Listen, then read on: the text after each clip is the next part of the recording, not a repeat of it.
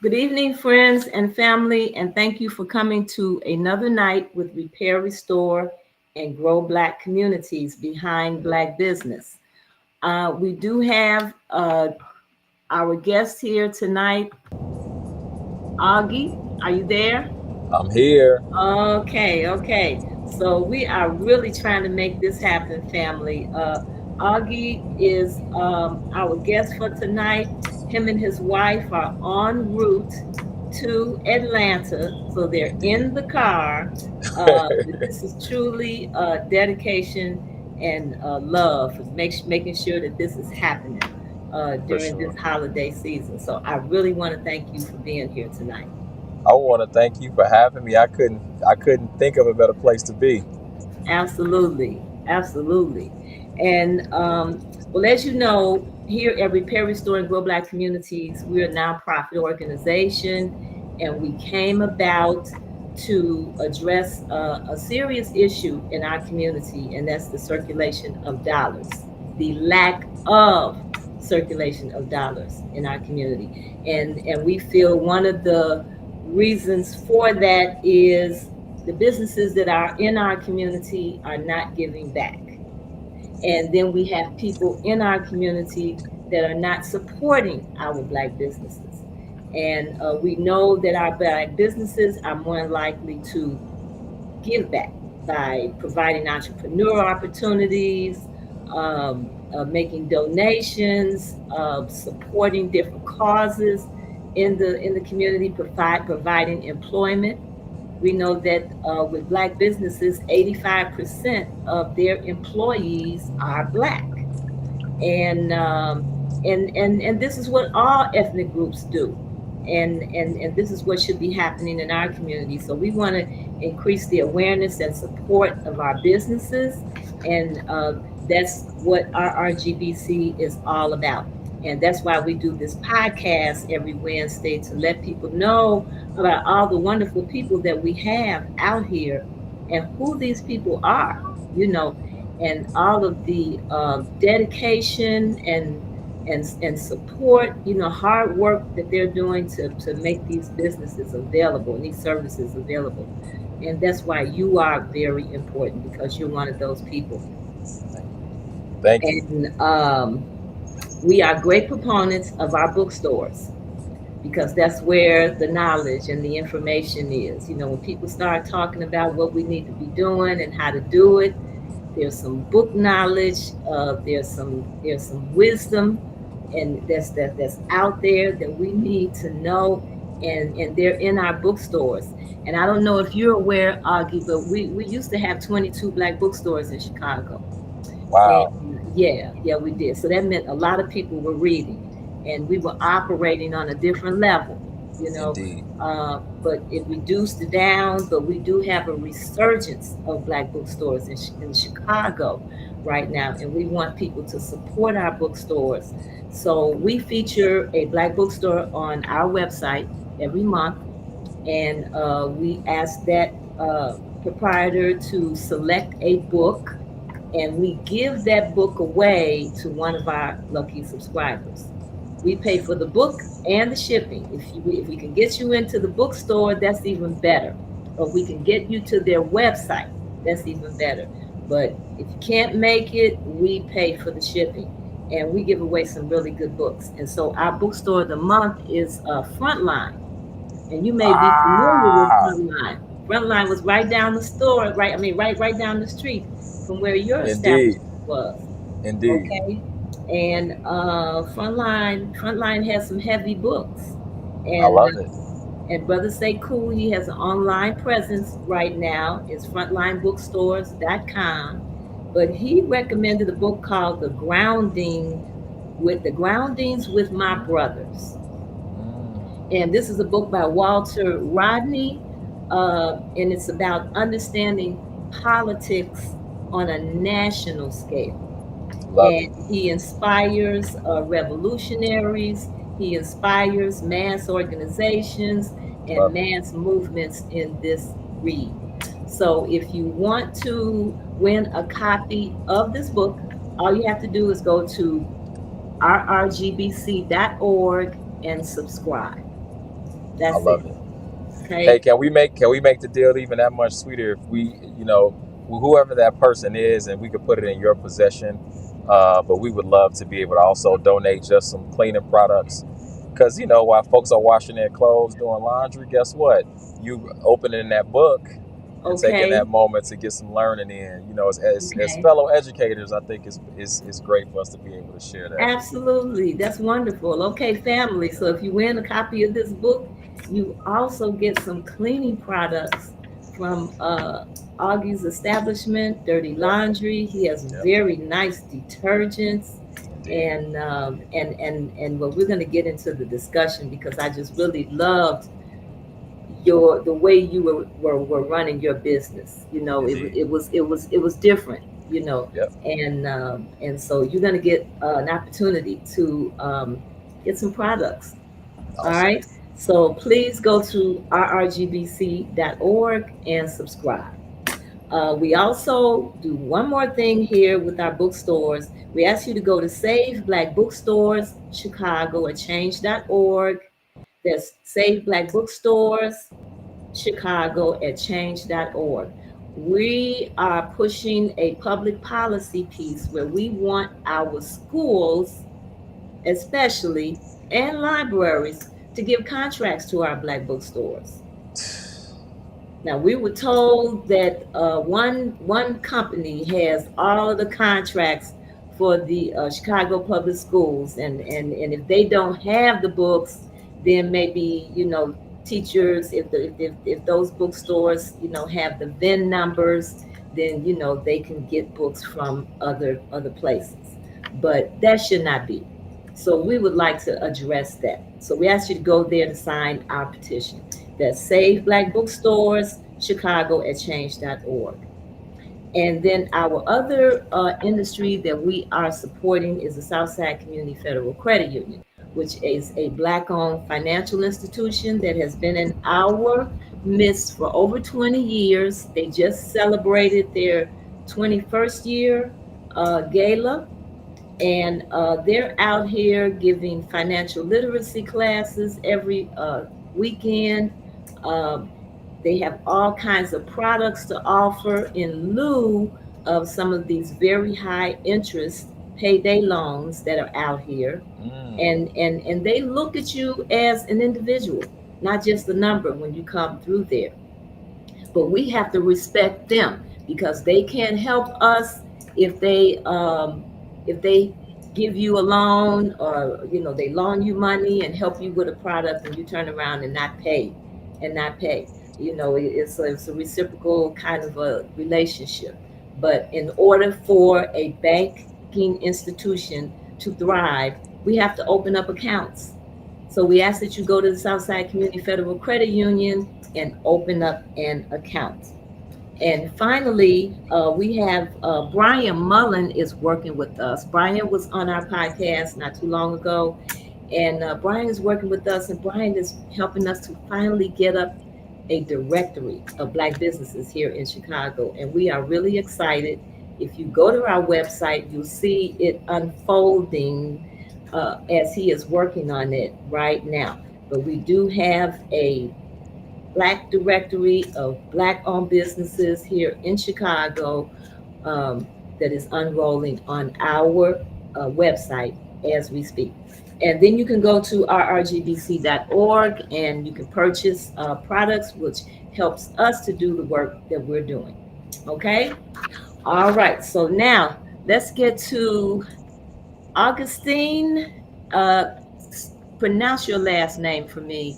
I don't want to Yep. say it incorrectly. I'm sensitive about that. So last name is Emuwa. First name, friends call me Augie because it's pronounced Augustine. first African saint in the Catholic Church. I'm a third culture young man from Chicago. My father's Nigerian, mother is from Memphis. But Augie was the in between, because when my dad would hear people say Augustine versus Augustine, he'd like have a hissy fit. Nah, don't be saying So your name wrong. so mom was like, "We're gonna fix all of that. It's gonna be Augie." So that's how I got the name Okay. Augie. Last name Emuwa. Emuwa. Augie Emuwa. Got you. All right. Well, again, I want to thank you for coming tonight. You are an entrepreneur. You are an educator.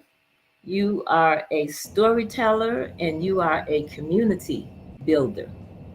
So you're doing a lot of work out here, a lot of really important work out here. And we want to talk about all of what you are doing. And we also want to talk about you and your family and their migration here and what it's been like. And so I would like to start out where you were in the laundry business. This is how I met you. Yep. You had a laundromat Yep. in Hyde Park on 53rd Street, and there had been a laundromat there for years. Indeed. But you totally gave it a different look. You totally uh, provided a different experience when you came into your laundromat, and it was called Dirty Laundry, right? Yep. Yes, And ma'am. you also have a product, Dinobi Detergents, Correct. okay, which I was introduced to there. And the laundromat business is big. It's we've got like over 35,000 laundromats in the United States, Yep. and it's over a $6 billion annual revenue, bringing in those kinds of dollars. Yep. So I want you to start out, and we want to talk about your laundry service because that's how I met you, and that was your business. I'd like you to tell us about Dirty Laundry. Yeah, Dirty Laundry was just for us an opportunity to show some love and put some love on the community. It was our product, Dinobi Detergent, that got us there. So back in 2019, my wife decided, I'm sick of all this harsh chemical stuff that we have in our house. We've got 6 or 7 different bottles of detergent. We can do this. We can figure out how to put this into one thing that everybody, including the puppy, could use, right? So she goes out on this mission, works with another sister out in the south suburbs who's a Stanford graduate. These young ladies are super impressive, both my wife and our chemist. And they create Dinobi, which means precious. She dedicated it to my father's legacy as a survivor of the Biafran War in Nigeria. I always like to tell people, 2 million died, but my daddy didn't. And when he came to this country on his student visa, when he had me, he always woke me up and said, "You are Dinobi. You are precious. You are precious." And my wife took that name and ran with it. So we were able to get some attention and some buzz locally. We ended up winning the Southside Pitch in 2019. Was able to get on, a couple of news outlets and things. And we started to see our business go. Won our first round of investment to get our feet wet in terms of dealing with venture capitalists.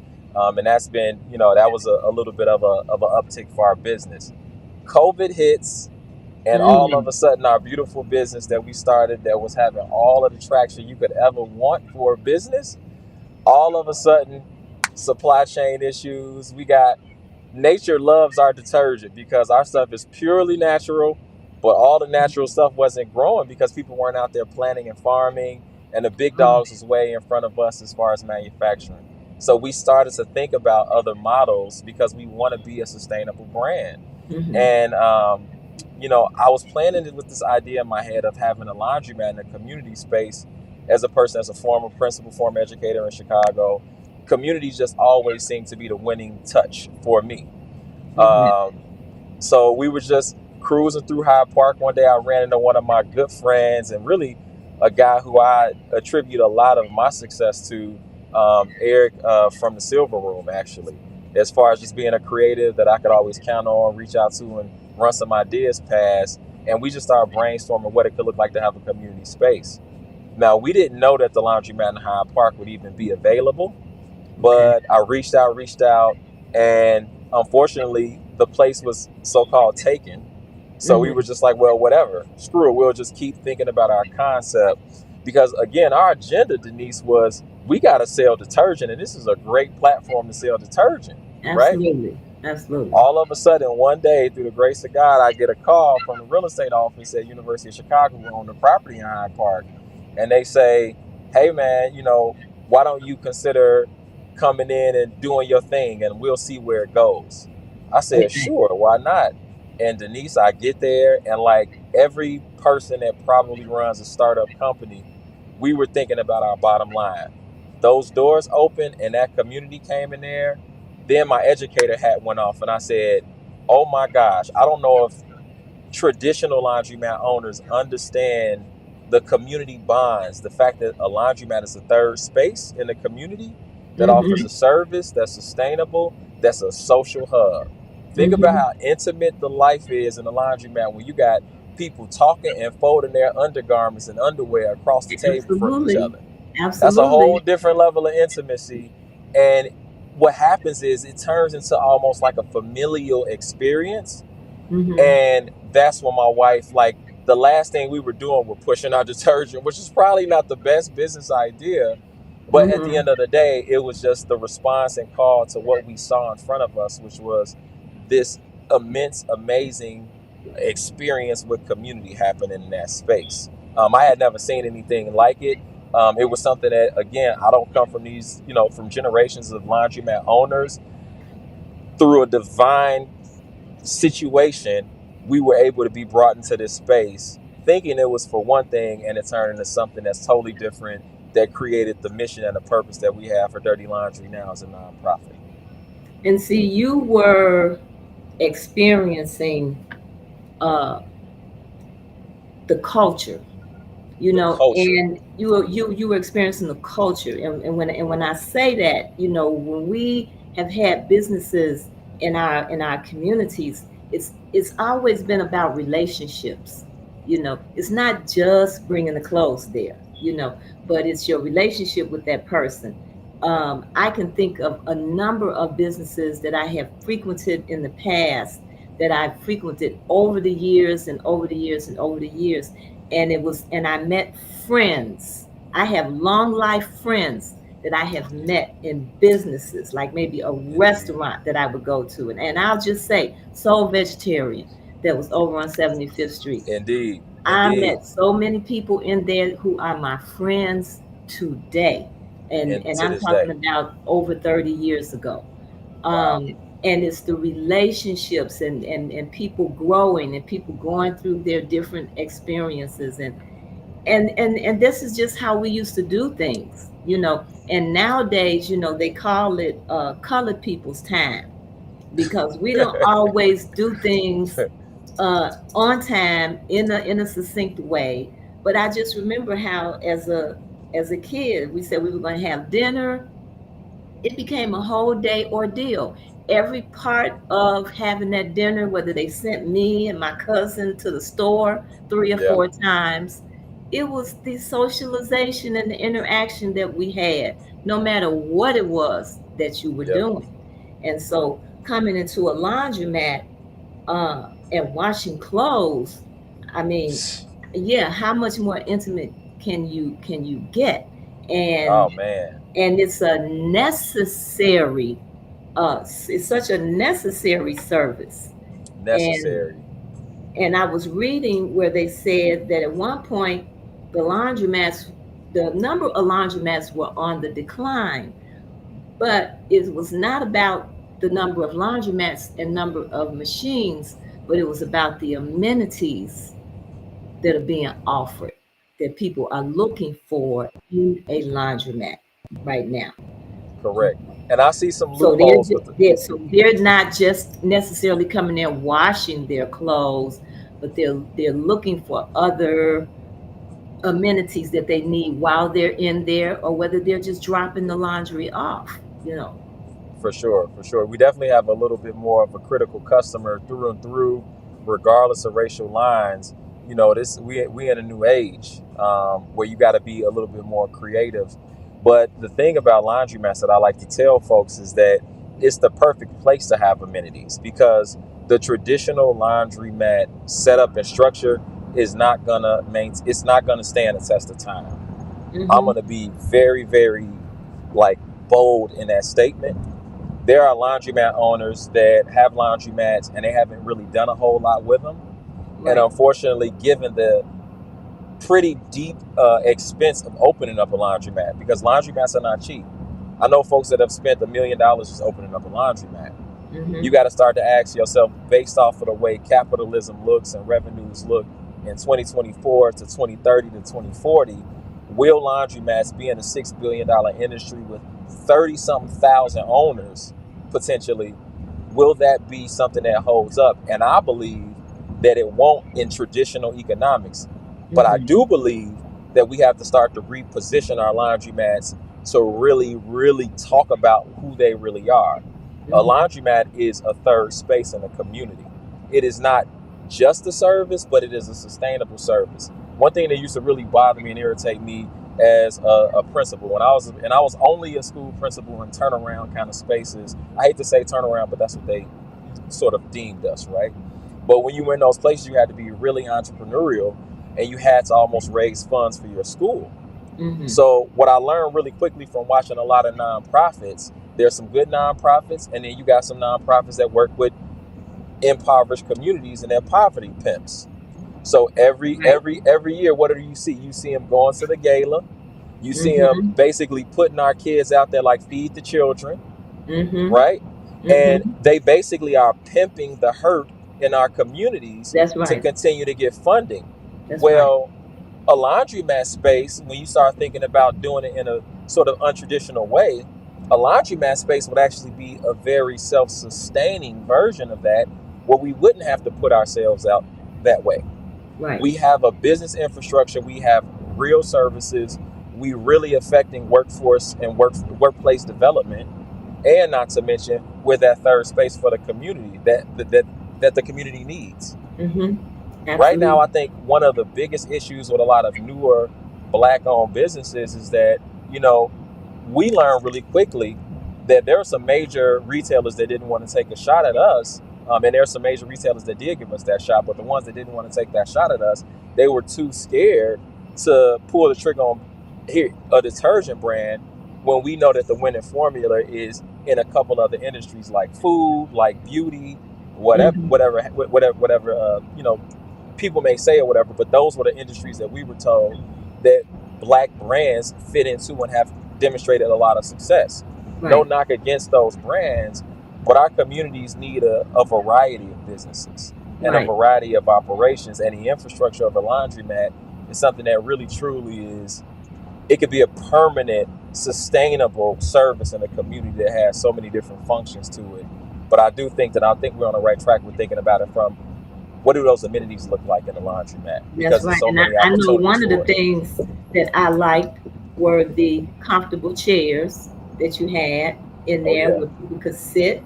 If you come into the laundromat, most people are multitasking nowadays, or they may come to a facility, or they may not come because they have something else to do. But if I can come to that laundromat and I can wash my clothes, and I can finish my homework, or I can write my report, or I can read, or I can get some work done on my computer, that's very meaningful.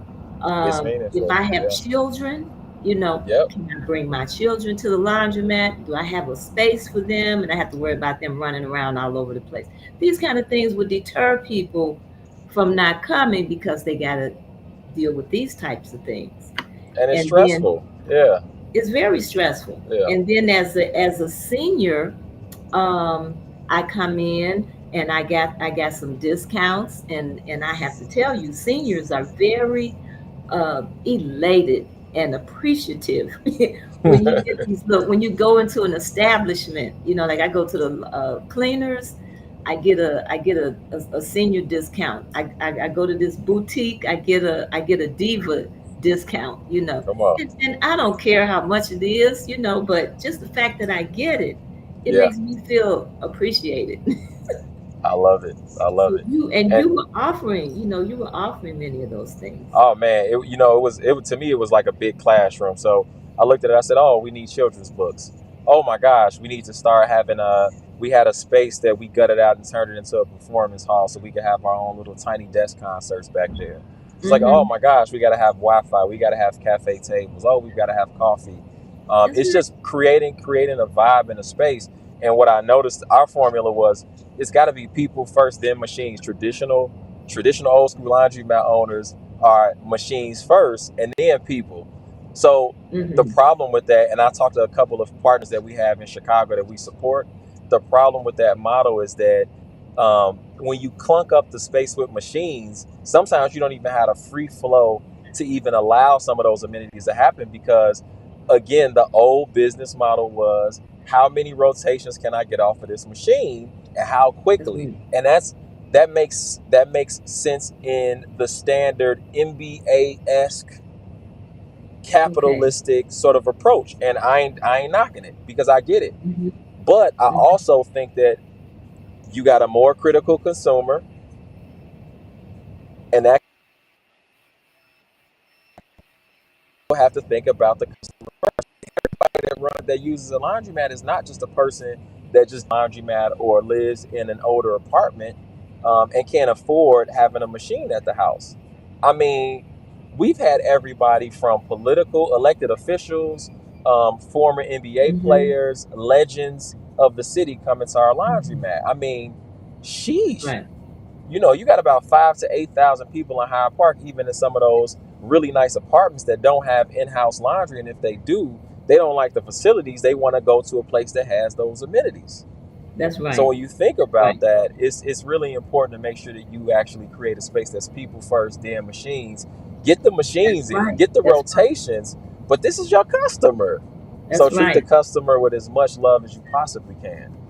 And see, this is in sync with a friend of mine that used to always tell me, "You don't work for money." I think I've mentioned this on my show before. And I when he first said it, I'm like, "What are you talking about?" But no, you provide the service, and the money will come. The money's gonna come. When people get the service that they need, they are happy. You want people to be happy to spend their money with you. You want That's people to true. be happy to come into your establishment. Indeed. And like I said, a laundromat is so necessary. It's so necessary. And I think it's also beautiful because most laundromats are still a little mom and pop. One thing that I enjoyed about the space that we were able to have and experience for that time, we were the third family owned business that had that space. The first community was a community of folks that immigrated from Asia. The second community, they handed it down to somebody in the media network, another Asian family, and then that Asian family, given some of the changes in the neighborhood, just kind of left it. And we were able to Hmm. pick it up for that period of time and help support some of those folks in the community that still saw it Hmm. as a staple in the community. So, I like that because I feel like even some of the folks that you've connected me with and you've introduced me to that I Sure. continue to work with to this day, that's Hmm. a family. That is See? a family that owns a string of laundromats and they're keeping it in their community. So while everybody Right. else is rushing to the gentrified communities with all the nice shiny things, Hmm. these men and women actually really own spaces, not just leases. Again, they own spaces, not just leases, and they own their businesses and they're running businesses, and that's a huge upgrade in our community. And we need that less corporate function to occur. That's You right. know, That's right. And you have, I go back to seniors. You have a lot of seniors out here. Um, their family, is dwindling away. When you get a certain age, people are your friends are leaving. Your family are leaving, and there are a lot of seniors out here that are more alone, and to be able to come into an establishment and meet with other people once a week. So indeed, they're coming in there indeed. to do their laundry, but they're coming in there for socialization. And to Man, me, again, this is senior day or what have you. I've Miss seen Miss people do Denise, it with the barber shops. I know a lady that owns a barber shop it on Stony. She has a senior day, and people come in there that have been living in the community for years. And they come in there and they talk to each other, and they make friends. They decide to have coffee.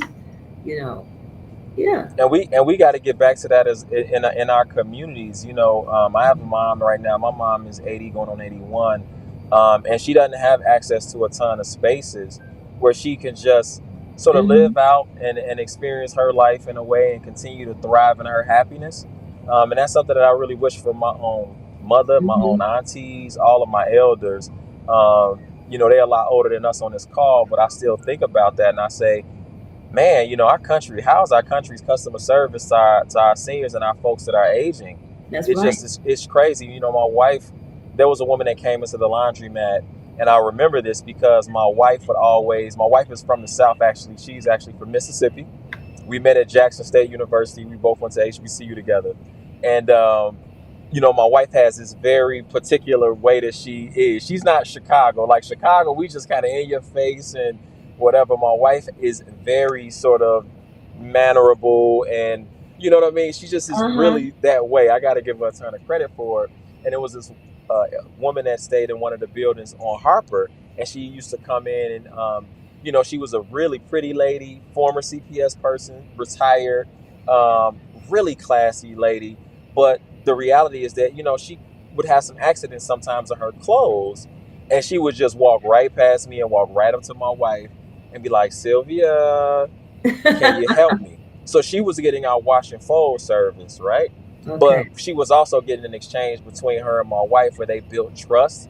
And my wife would be able to have some side conversations with her about the different things that we had to do for stain removal or whatever, just to keep up with her. My wife started just kind of just checking in on her every once in a while, make sure she was okay. Because all Hmm. of her children had moved on. They were living on the West Coast, on the East Coast. And even though this woman, has means, I mean, Sure. at the end of the day, Asian ain't got no, what I mean? It's no socioeconomic anything with that. Right. It's what it is, and we need to take care of our elders. That's right. That's what a wisdom is, That's right. aside from the books. That's right. That's right. That's where the wisdom is. They've got some information to share with you, and to pass on with you. And I know when my mom goes to the laundromat, um, she she doesn't even talk about the laundromat. She talks about how she's treated at the For laundromat. sure, for That's sure, her conversation. for sure. How nice this person was, and they helped me fold my clothes. And sometimes I didn't have to do anything, I'm telling you you, know. And I'm it's just telling an you, opportunity to talk, it's an and opportunity to talk. interact socially. Hmm. And it's to your point of you don't work for money, you work for your Hmm. purpose. um Being in that space, a lot of times I tell folks, I got an education. I see why I sort of retired early, but I got Hmm. an education 20 something years ago because I just wanted to give back in my community, and that was one of the options that was afforded to me. It's like, Okay. back in my day, it was just like, you're gonna be a teacher, you're gonna be a banker, or whatever. So I Okay. chose to teach because it was my community thing, but I just always cared for Black youth and wanted to be a part of the community.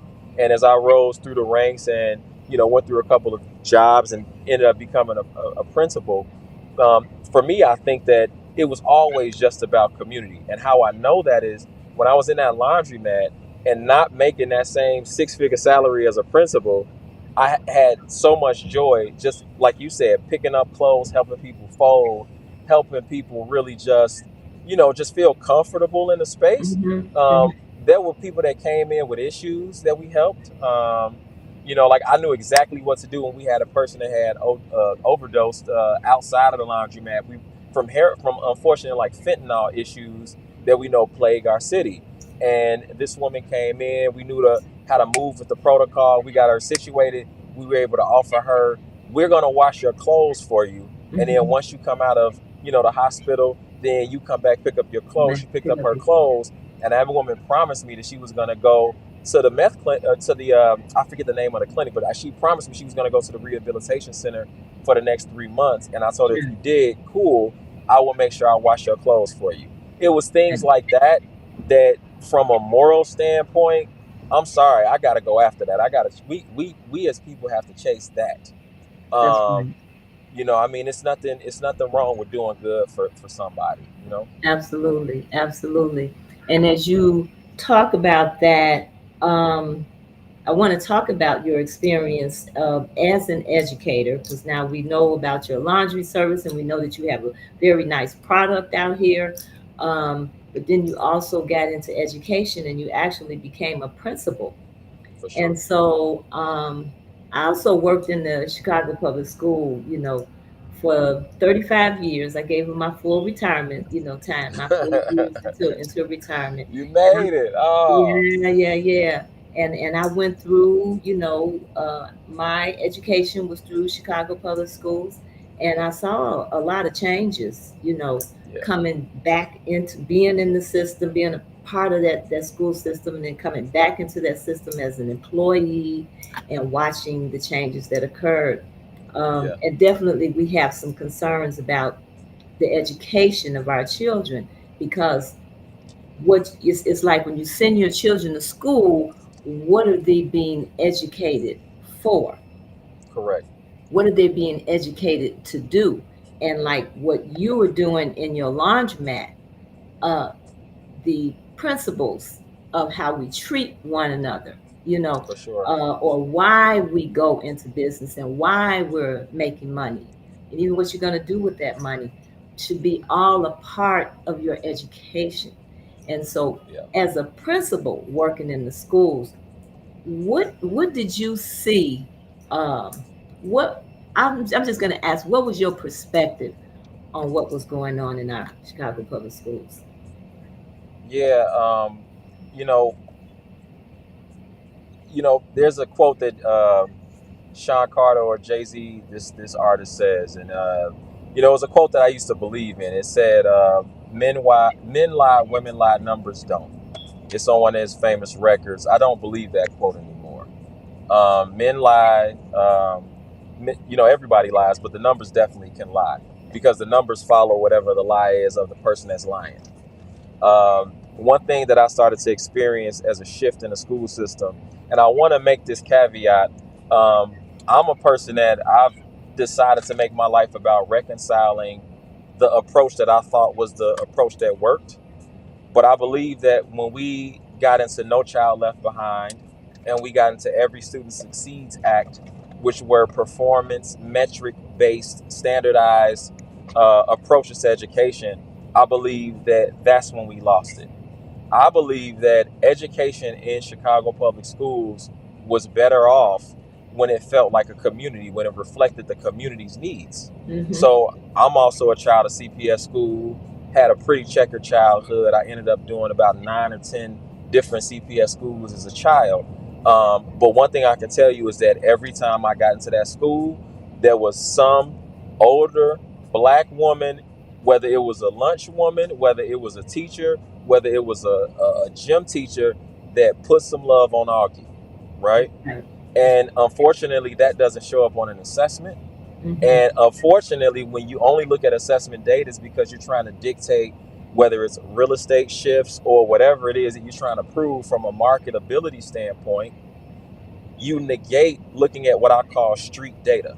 And the Mm-hmm. street data, the data on the street, is saying that people in communities need what they need, not what you are trying to give them.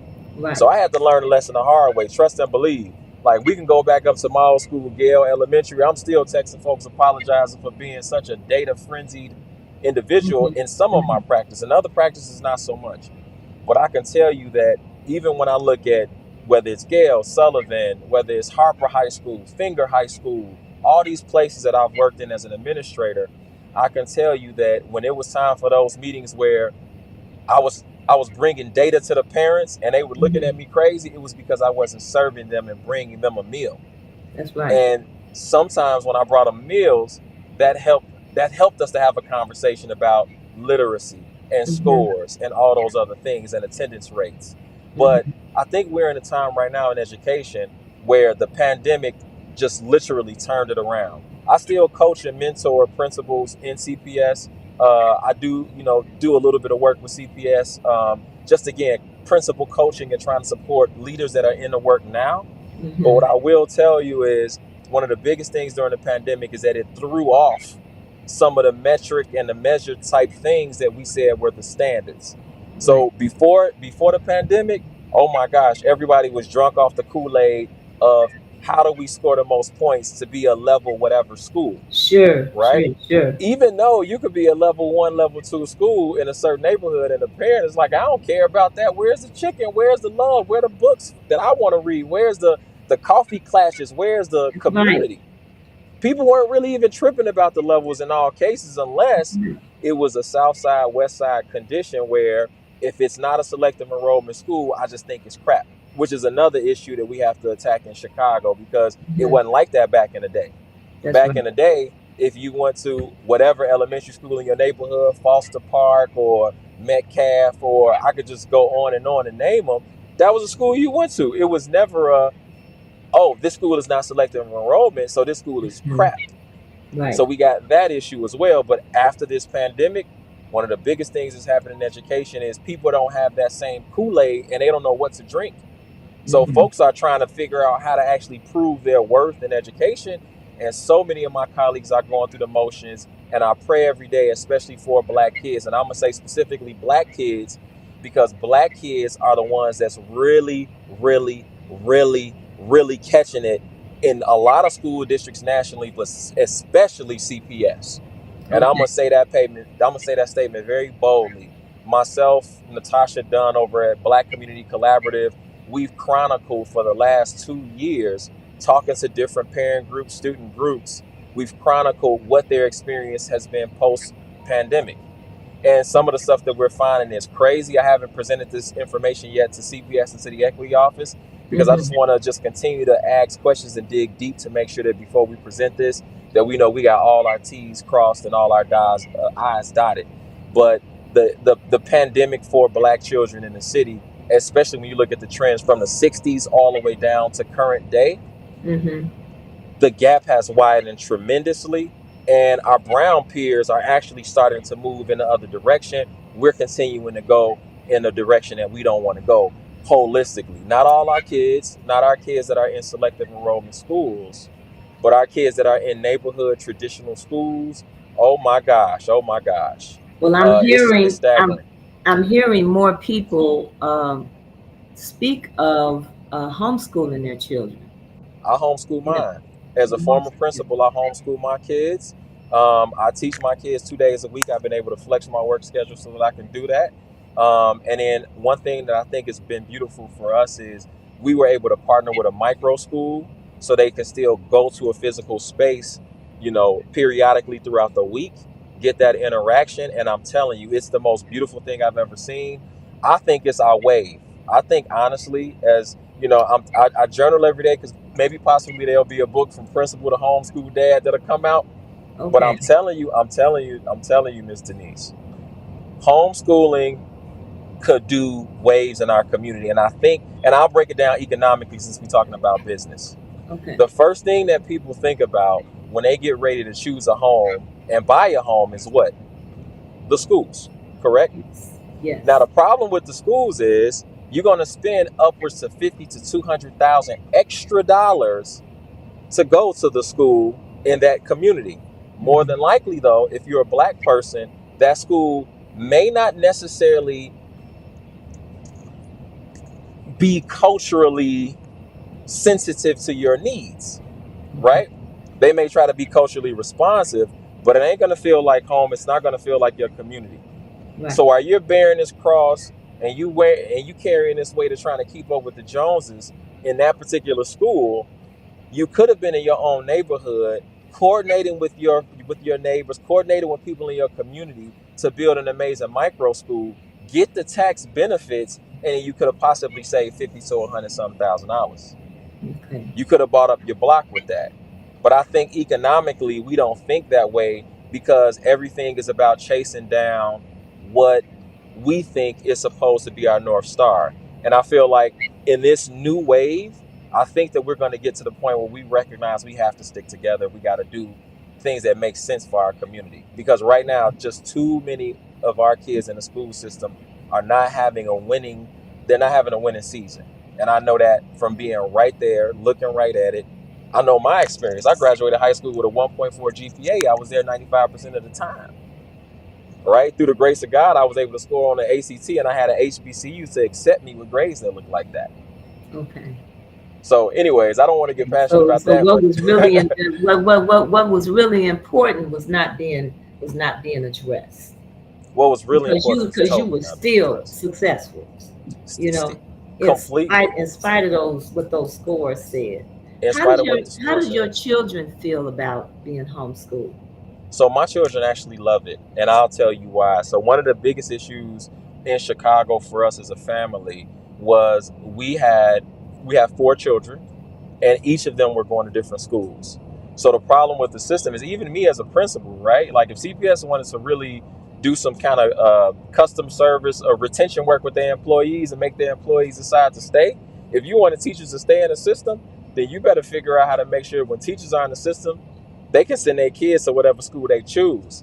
Because right now, the way selective enrollment is set up, don't matter if you're in the system. If your kid doesn't necessarily get in and one kid gets in, and those 2 kids go to different schools. So then you pay an additional tax, and I like to call it a black tax, because now as a person that knows what's going on at that school down the street and knows the divestment, now I'm going to send my kid to a private school until I can figure it out. So we were sending one to private school. The other one made it into selective enrollment without a breeze. The other one went in there and said, ain't no way you taking me without my parents. I ain't taking the test, opted out. So we got to figure out a program for him. The other one is in a selective enrollment high school. So we got 4 kids moving around. And when I would drive my kids to school every day, my kids started to notice how many schools they passed where the kids look like them. So think about the mental model that's happening in a child's brain when they drive past 4 and 5 schools full of kids that look like them, and then they're going to a school where they're the minority. Right. In a city like Chicago. And I just got furious with that and decided enough is enough. So we talked to the kids. We had our little family meeting, and my kid said, man, I want to be accelerated. I want my growth to be accelerated. And I started thinking, my wife was just like, so do you realize you have 2 master's degrees in education and all this experience? I'm pretty sure you could pull together a curriculum. I said, oh, maybe I can. Maybe I could teach them about entrepreneurship. Maybe I could teach them about business. Maybe I could show them how to trade stocks. Maybe I can do all these additional things. Maybe I could take them to DC on trips to teach them about political propaganda. Oh my gosh. And I'm Nigerian. Maybe I can reach out to somebody in Nigeria and have them come online once a week and teach them Igbo lessons so they know how to speak their actual dialect, to connect them to that continent. And in all of those experiences, there is math, there is science, there is writing. I'm not going to say English. I'm going to say there is writing, there is history. Correct. There is geography. Something that I think is really kind of missing with these children now, not knowing their geography. So if you don't know your geography, it's like a student that has a physical disability, and they're not able to move. They don't have the dexterity to move. They don't know their right from their left, and so you don't know where you are in the scheme of things as far as this world is concerned. That was another breaking point for me when I would ask my son, who is a high achiever and all these things, just give me the capital of this state. What state? So I'm trying to figure out, like, okay, how are we going to break new ground? How are you going to go and he's into fashion, he's into art, he's into business, and that's going to require you moving into different spaces, looking at different markets. But you score well on the NWEA assessment, which is basically worksheet driven, right? If you do enough worksheets repetitively enough and you have enough discipline, you'll score well on that assessment. You do enough busy work, but like these commonsensical things, they haven't prioritized that. They feel like so-called problem solving a certain way is it, but they negate the fact to see, okay, cool, if you have kids in Boston who are problem solving, it's because those kids can do that, and their parents more than likely are moving them around and doing all these different things. Whereas in a city like Chicago, when you're in that rat race trying to make sure that you make it, right? Like you depend on the school system to help fill in some of those academic gaps. I'm not saying parents should just depend on the school system, but for the most Mhm. part, even me as a principal, I'm working a 70-hour week. I'm depending on you to make sure that you bring out the brightest potential of my kid. That is not how it's designed. It is designed to do what it's doing. And the reality is that there's a quiet caste system that's happening, and I hope our people wake up. Okay. Storyteller. Where does that come in with you, Augie? I've always been a brand. So I don't give myself enough credit for being an artist, probably because my dad was so scared. He was like, "No, my son, you will have to get a 9 to 5. You have to get a job. You have to get a job." So I was like, "Oh, like that." But I've always been a person that's just been sensitive to design and engagement, really. So I went to undergrad and studied management and marketing when I was at Jackson State. As soon as I got down there, I was souped up by David Banner, who's a performing artist. Got a chance to go on a road with him as a freshman in college. Rocked out a few times. Just had a really, really good time. Continue to make music. Even to this day, I make music just for my own personal healing and my own personal journey. But what I realized about storytelling is that it's so it's like improv to a certain extent, right? Once you know your audience, once you have a foundation and a structure, everything else is just noticing how people respond to things, and that's what I fell in love with. So, interestingly enough, one of my biggest talents and gifts as a school leader was always coming up with these crazy ideas to create these huge opportunities for folks to have an exceptional time or for us to get exceptional investment, right? So um, I learned really quickly that some of my students were hailing from the other side of town because they were what you call students in temporary living situations. And I said, okay, well, I looked at my attendance one day and I said, well, why is my attendance jumping up and down like this? Why are these families not like coming consistently? And I found out that we had kids that had illnesses. And when you have an illness in Chicago, well, when you have an illness and you're on assistance or whatever, you got to go back to the neighborhood you came from, even though you're in STLS status. So I said, oh man, we got to really get down to the root causes. I put together a 3-month campaign. We raised like $300K, and we ended up putting a CVS clinic inside the school that took medical insurance from our kids. Okay. I think about times when it was just like, okay, well, the way that I work with leaders to this day in schools is I try to get them to recognize that you're not just a principal, you actually are like an executive director of a nonprofit, but you have a platform and you have an engaged audience. Man, let's get creative with that. How do we, Mhm. okay, if your kids need ballet lessons, if your kids need language immersion classes, your job is to figure out who's the right audience because you already had a bodies. Mhm. You literally should be running your schools nowadays if you're in public education. This is why I believe homeschooling is really cool too, because I think it's going to raise the bar for public education and fix public education for us, right?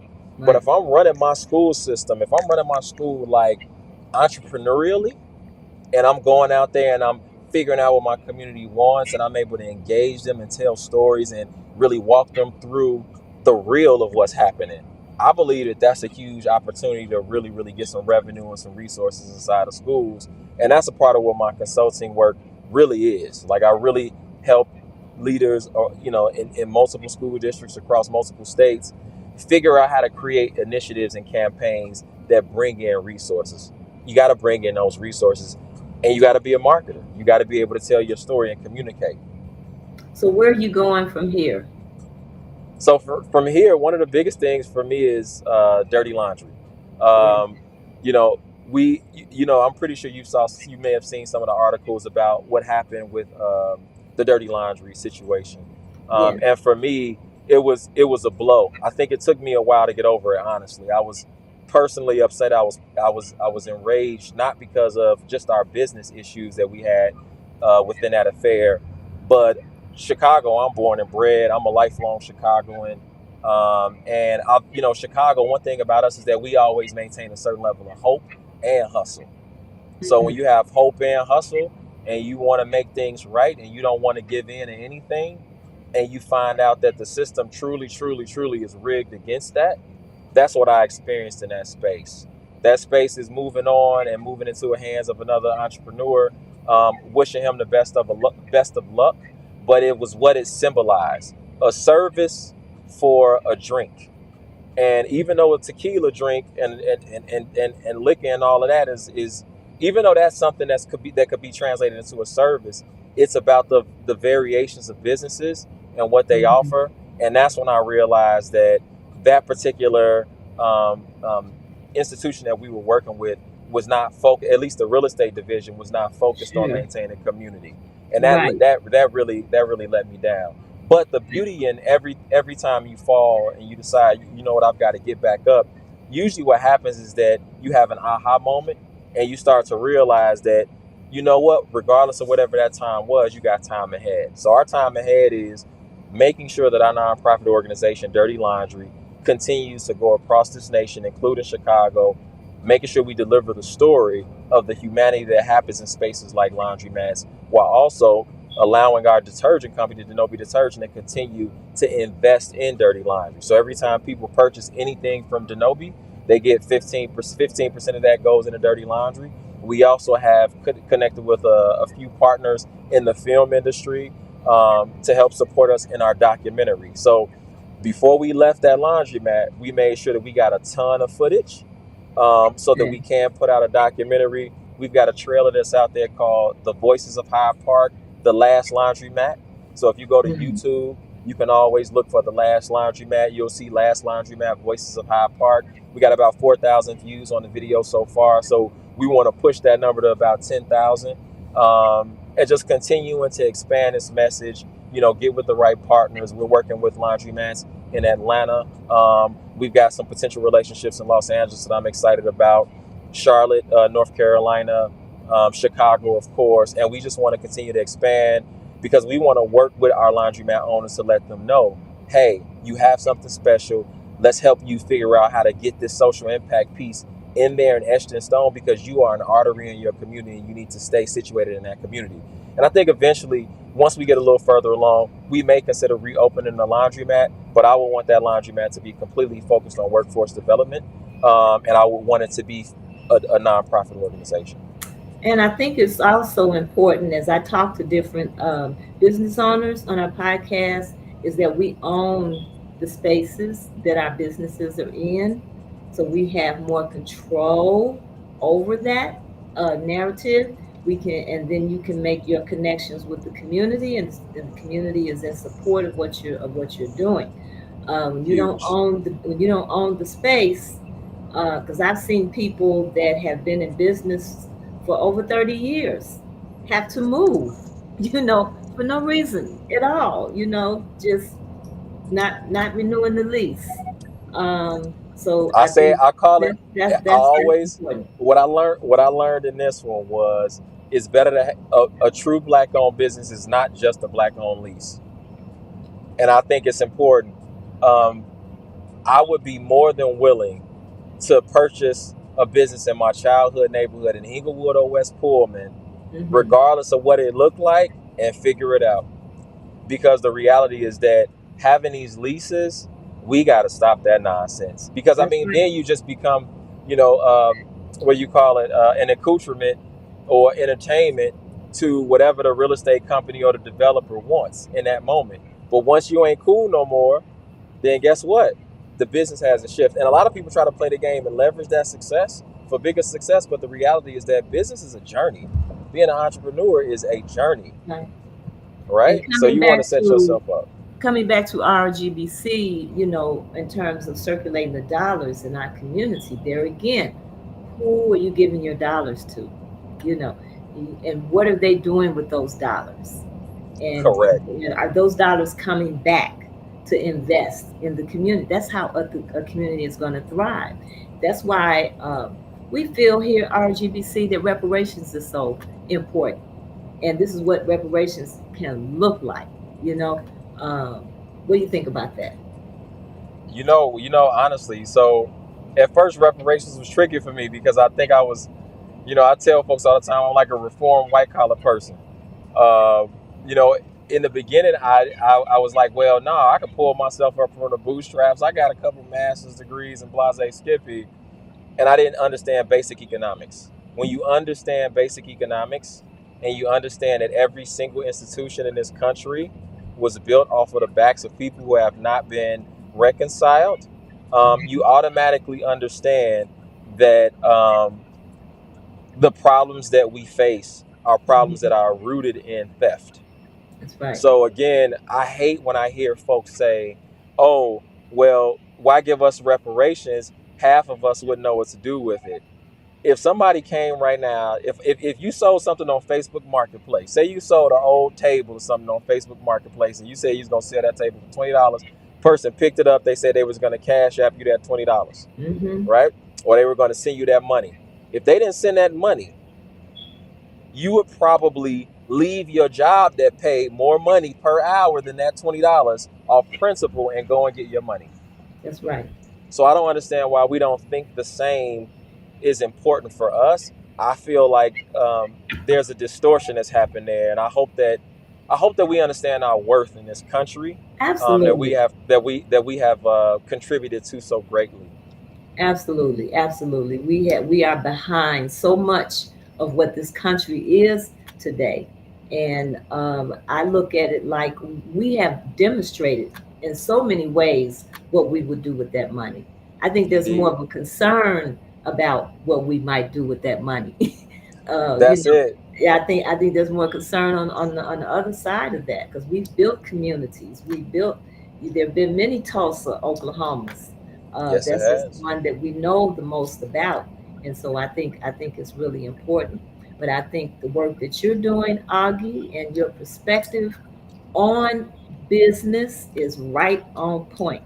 You know, and taking everything and pooling all of your experiences and all your knowledge that you're gaining into your business and trying to provide a service to the community is very Indeed. important. So how can people get in touch with you? How can people get your laundry detergent? Yes, Where yes. would it go? If you want to support Dinobi Detergent, nature's favorite detergent, as we like to call it, go to Dinobi, Dinobi Detergent. I think that we one of the first detergents that's ever had the courage to say, you know what, we're gonna take an African word and make that our detergent company. So go to dinobidetergent.com. If you want to get in touch with me personally, you can get in touch with me on Instagram, Augies_ID on Instagram, or you can just type my full name in on LinkedIn, Augustine Emuwa on LinkedIn, and that's where you can find me as well. Absolutely. And don't forget, family, if you subscribe and you become a winner in our book giveaway, that you will be able to get some Dinobi detergents. Indeed. That's right. So, Augie, thank you for coming.